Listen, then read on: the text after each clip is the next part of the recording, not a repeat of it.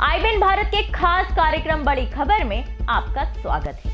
मैं हूं शाहीन परवीन। आज बड़ी खबर में होगी एसटीएफ के साथ इनामी बदमाश से हुई मुठभेड़ की बात। कैसे पंचायत चुनाव के जरिए ओवैसी नाप रहे हैं सियासी मिजाज और क्यों वाम मोर्चा और कांग्रेस ने टीएमसी का साथ देने से किया इनकार, बताएंगे आज बड़ी खबर में। तो आइए शुरू करते हैं आज की बड़ी खबरें।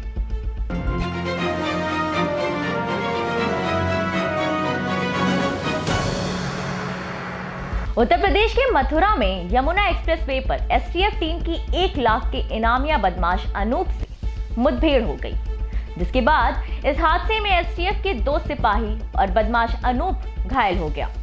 वारदात की सूचना पर जब इलाकाई पुलिस पहुंची तो उन्होंने घायलों को जिला अस्पताल में उपचार के लिए भर्ती भी कराया।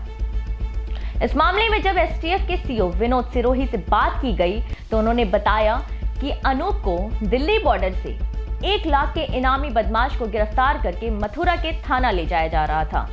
तभी सुरीर क्षेत्र में अनूप ने बाथरूम जाने की बात कहकर गाड़ी रुकवाई और गाड़ी से उतरते ही पिस्तौल छीनकर भागने लगा। जितने में एसटीएफ टीम कुछ समझ पाती तब तक उसने फायरिंग शुरू कर दी, जिसमें एसटीएफ के 2 सिपाही राजन और मनोज चिकारा घायल हो गए।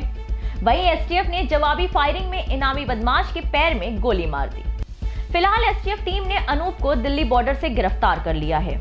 आपकी जानकारी के लिए बता दें कि 1 लाख का इनामिया बदमाश अनूप डॉक्टर निर्विकल्प अपहरण कांड में भी शामिल था। इतना ही नहीं, उस पर मथुरा जनपद के दर्जनों मुकदमे भी दर्ज हैं।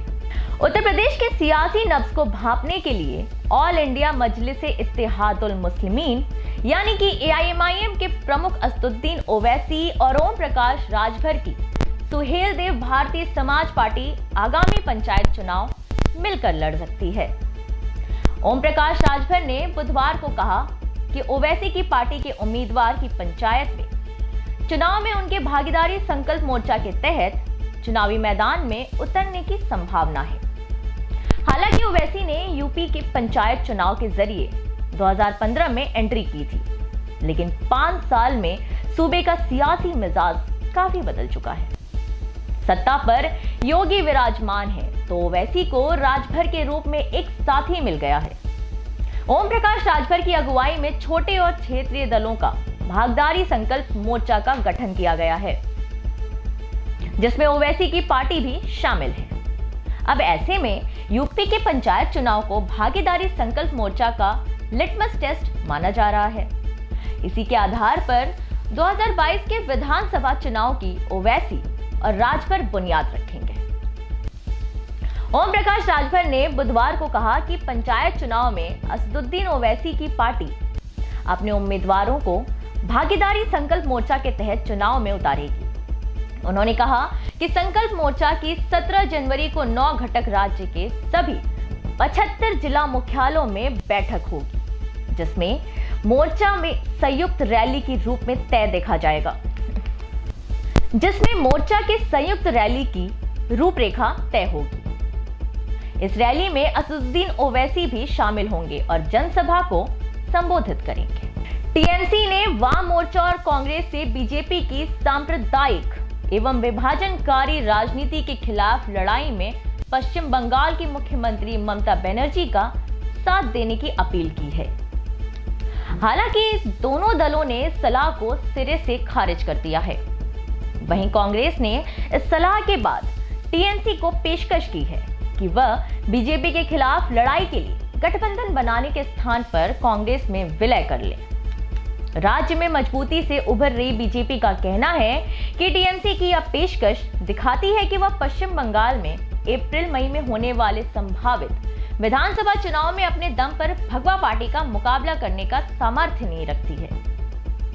अब टीएमसी के वरिष्ठ सांसद सौगात राय ने कहा, अगर वाम मोर्चा और कांग्रेस वास्तव में बीजेपी के खिलाफ है तो उन्हें भगवा दल की सांप्रदायिक एवं विभाजनकारी राजनीति के खिलाफ लड़ाई में ममता बनर्जी का साथ देना चाहिए। उन्होंने कहा कि तृणमूल कांग्रेस की प्रमुख ममता बनर्जी ही बीजेपी के खिलाफ धर्मनिरपेक्ष राजनीति का असली चेहरा है। टीएमसी के प्रस्ताव पर राज्य कांग्रेस प्रमुख अधीर रंजन चौधरी ने प्रदेश में बीजेपी के मजबूत होने के लिए सत्तारूढ़ दल को जिम्मेदार बताया है। उन्होंने कहा, हमें टीएमसी के साथ गठबंधन में कोई दिलचस्पी नहीं है। पिछले 10 सालों से हमारे विधायकों को खरीदने के बाद टीएमसी को अब गठबंधन में दिलचस्पी क्यों है? अगर ममता बनर्जी बीजेपी के खिलाफ लड़ने की इच्छुक हैं, तो उन्हें कांग्रेस में शामिल हो जाना चाहिए, क्योंकि वही सांप्रदायिकता के खिलाफ लड़ाई का एकमात्र देशव्यापी मंच है। बैनर्जी ने कांग्रेस से अलग होकर 1998 में टीएमसी की स्थापना की थी। सीपीएम के वरिष्ठ नेता सुजान चक्रवर्ती ने आश्चर्य जताया कि टीएमसी वाम मोर्चा और कांग्रेस को राज्य में नगण्य राजनीतिक बल करार देने के बाद उनके साथ गठबंधन के लिए बेकरार क्यों है। उन्होंने यह भी कहा कि बीजेपी भी वाम मोर्चा को लुभाने का प्रयास कर रही है। आज की बड़ी खबरों में इतना ही। नमस्कार।